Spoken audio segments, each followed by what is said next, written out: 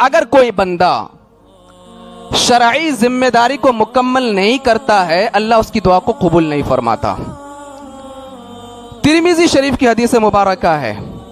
حدیث نمبر 2095 2095 عن حذیفہ بن الیمان رضی اللہ تعالی عنہ عن النبی صلی اللہ تعالی علیہ وسلم قال والذی نفسی بیدہ لتأمرن بالمعروف ولتنہون عن المنکر او لیوشکن اللہ ان یبعث علیکم عقابا منہ ثم يدعونه فلا يستجاب لكم۔ ترمذی شریف کی حدیث مبارکہ ہے اور اس حدیث کے راوی ہیں حضرت حذیفہ ابن یمان رضی اللہ تعالی عنہ۔ یہ عظیم صحابی رسول ہیں، یہ اس حدیث کو روایت کرتے ہیں کہ رسول کریم صلی اللہ تعالی علیہ وسلم ارشاد فرماتے ہیں، اس ذات کی قسم جس کے دست قدرت میں میری جان ہے، میرے آقا ارشاد فرماتے ہیں جب تم لوگوں کو اچھی باتوں کا حکم دیتے ہو اور بری باتوں سے روکتے ہو، اس کے بعد اللہ کی بارگاہ میں دعا کرتے ہو، اللہ فوراً تمہاری دعا کو قبول فرما لیتا ہے۔ آج لوگ رونا روتے ہیں ہماری دعا قبول نہیں ہو رہی، ہماری دعا قبول نہیں ہو رہی ہے۔ کبھی کسی کو آپ نے نیکی کی دعوت دی؟ جب آپ نماز کے لیے آتے ہیں، کوئی اگر راستے میں مل جائے اس کو کہو کہ آ جاؤ نماز کے لیے، آپ کا کام دعوت تبلیغ ہے، آپ کا کام اچھی باتوں کا حکم دینا ہے، اسے کہو آ جاؤ نماز کے لیے، وہ آئے نہ آئے اس کا ذمہ اس کے سر۔ لیکن جب آپ اس کو اچھی باتوں کا حکم دیں گے،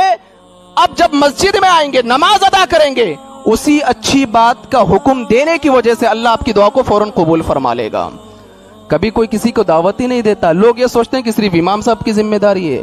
لوگ یہ سمجھ کر کے بیٹھے ہیں کہ بس جو علماء ہے انہی کی ذمہ داری، نہیں۔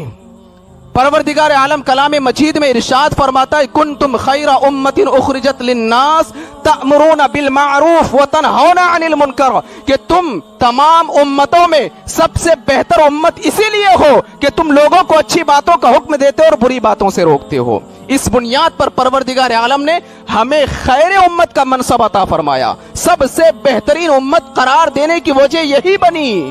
کہ ہمارا کام تبلیغ کرنا ہے، لوگوں کو دین کی دعوت دینی ہے۔ یہ صرف علماء کی ذمہ داری نہیں ہے، یہ ہر فرد کی ذمہ داری بنتی ہے۔ جب آپ کسی کو برائی کرتے دیکھو، میرے رسول ارشاد فرماتے ہیں تم اس کو برائی سے روک دو، اس کے بعد اللہ کی بارگاہ میں دعا کرو، اللہ تمہاری دعا کو قبول فرما لے گا۔ آج برائی سے روکنا تو دور کی بات ہے، کسی کو اگر نماز کے ٹائم پر کھیلتے ہوئے دیکھ لیتے ہیں ہم بھی اس کے کھیل میں شریک ہو جاتے ہیں، کسی کو فلم دیکھتے ہوئے دیکھ لیتے ہیں تو ہمارا نوجوان بھی اس میں شریک ہو جاتا ہے، کسی کو گندے کام کرتے ہوئے دیکھ لیتے ہیں ہمارا نوجوان بھی اس میں شریک ہو جاتا ہے، کوئی اگر سودی کاروبار کرتا ہے اس میں اس کو نفع حاصل ہو جائے ہمارے حضرات بھی اس میں شریک ہو جاتے ہیں۔ یہ ذمہ داری نہیں ہے، کہ ذمہ داری تو یہ ہے جب تم کسی کو غلط کام کرتے دیکھو اسے غلطی سے روکو، جب تم کسی کو برائی کرتے دیکھو اسے برائی سے روکو، جب تم کسی کو غیبت کرتے ہوئے دیکھو تو اسے غیبت سے روکو۔ یہ ہر کسی کی ذمہ داری ہے اور یہ شرعی ذمہ داری ہے۔ جب اس ذمہ داری کو ہم سب مل کر کے انجام دیں گے پھر ہم جو دعا مانگیں گے اللہ فوراً ہماری دعا کو قبول فرما لے گا۔ ترمذی شریف میں میرے آقا ارشاد فرماتے ہیں کہیں ایسا نہ ہو کہ تم نے اگر لوگوں کو اچھی باتوں کا حکم نہ دیا اور بری باتوں سے نہ روکا، کہیں ایسا نہ ہو کہ اللہ تبارک و تعالی آسمان سے تم پر عذاب نازل فرما دے اور اس کے بعد تم دعا مانگو اللہ تمہاری دعا کو بھی قبول نہیں فرمائے گا۔ اور میرے آقا خود ارشاد فرماتے ہیں کلکم راعٍ وکلکم مسئول عن رعیتہ، تم میں کا ہر ایک ذمہ دار ہے اور ہر کسی سے اس کی ذمہ داری کے بارے میں پوچھا جائے گا کہ تم نے بحیثیت مسلمان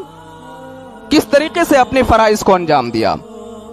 تم نے بحیثیت والد کس طریقے سے اپنے اولاد کی تربیت کی، تم نے بحیثیت صدارت کس طریقے سے اپنے علاقے کو سنبھالا، تم نے بحیثیت اپنے گھر کے ذمہ دار ہونے کے کس طریقے سے اپنے بچوں کی پرورش کی۔ کل بروز محشر اللہ تبارک و تعالی ہر کسی سے اس کی ذمہ داری کے بارے میں پوچھے گا۔